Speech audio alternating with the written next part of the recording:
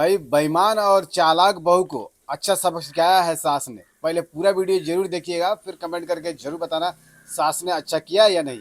मैं आपसे ये कहना चाहती हूँ कि मैं इस घर में और नहीं रह सकती। मेरा दम घुटता है, इसलिए मैं और मेरे पति कहीं और जाके रह लेंगे। आप हमारा हिस्सा दे दीजिए, हम चुपचाप चले जाएंगे।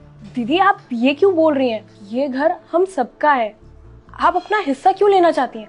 हाँ तो सही तो कह रही है, गलत क्या कह रही है। इसमें इस घर में इतने सारे लोगों के बीच में रहना पड़ता है, प्राइवेसी नाम की कोई चीज ही नहीं है। आप दोनों चाहती क्या हैं? अरे आप लोग प्रॉपर्टी के लालच में आकर इस घर का बंटवारा करना चाहती हैं। देखा मम्मी जी, कितनी ज्यादा चालाक है ये। मुझे तो लगता है सारी की सारी प्रॉपर्टी पे नजर इसी की ही है, तभी तो ये इस तरह से बात कर रही है। और हमने आपसे हिस्सा क्या मांगा, इसी की तकलीफ हो रही है। नहीं नहीं मम्मी जी, मेरे मन में ऐसी कोई बात नहीं है। मुझे इस प्रॉपर्टी में से कोई हिस्सा नहीं चाहिए। कैसा है कैसा नहीं, इसका पता अभी लग जाएगा। वो कैसे? कनिष्का सही बोल रही है। अब आपको पता ही चल गया है कि इस प्रॉपर्टी की असली हकदार कौन है, तो आप फटाफट से ये जमीन हमारे नाम कर दीजिए। हाँ हाँ, इतनी जल्दी क्या है, रुको जरा।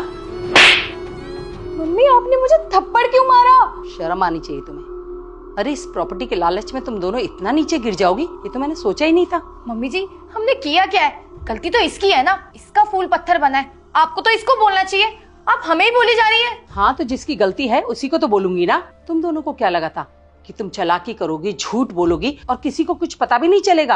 इतनी बेवकूफ नहीं हूँ मैं कि तुम जैसी नालायकों को सारी प्रॉपर्टी दे दूं।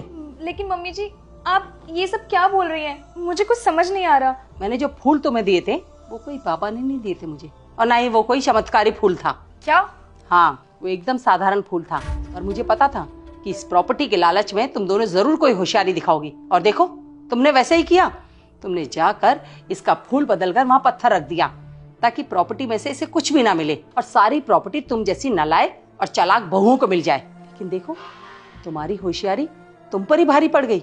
इसका मतलब मम्मी जी आपने हमसे चीटिंग की, हमसे झूठ बोला। हाँ मम्मी जी, आपने हमारे साथ गलत किया, आपने हमें धोखा दिया है। कौन से झूठ और धोखे की बात कर रहे हैं आप दोनों? कभी कभी ना धोखे और फरेब को सामने लाने के लिए झूठ बोलना पड़ता है, और इसमें हमने कोई गलती नहीं करी।